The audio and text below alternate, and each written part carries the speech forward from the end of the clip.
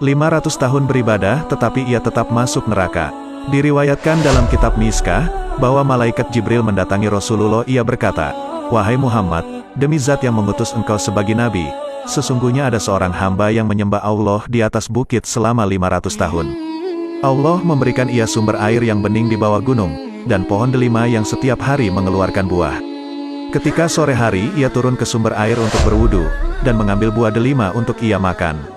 Setelahnya ia melaksanakan sholat, kemudian ia meminta kepada Allah untuk diwafatkan dalam keadaan sujud dan ia meminta jasadnya tetap utuh agar selalu bersujud. Akhirnya saat tiba ajalnya, ia benar-benar wafat dalam keadaan sujud." Jibril meneruskan ceritanya, ia berkata, "Setiap kali aku naik dan turun dari langit, aku tetap melihat jasad hamba tersebut dalam keadaan sujud. Aku mendapatkan kabar, bahwa hamba ini di hari kiamat akan dibangkitkan. Allah berkata kepadanya, 'Wahai para malaikat, masukkanlah hambaku ini ke surga karena rahmatku.'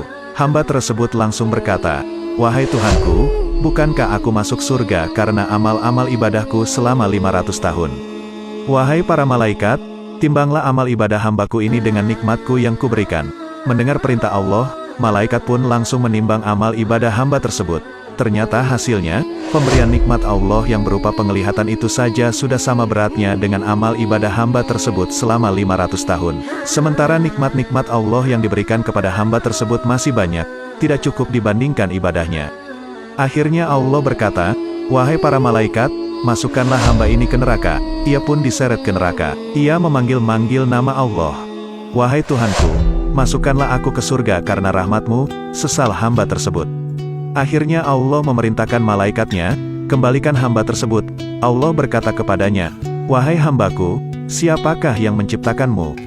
'Engkau wahai Tuhanku,' jawab hamba tersebut. 'Apakah itu karena amalmu apa karena rahmatku?' Ia menjawab, 'Tentu karena rahmatmu.' Allah meneruskan ucapannya, 'Siapakah yang membuatmu kuat melaksanakan ibadah 500 tahun?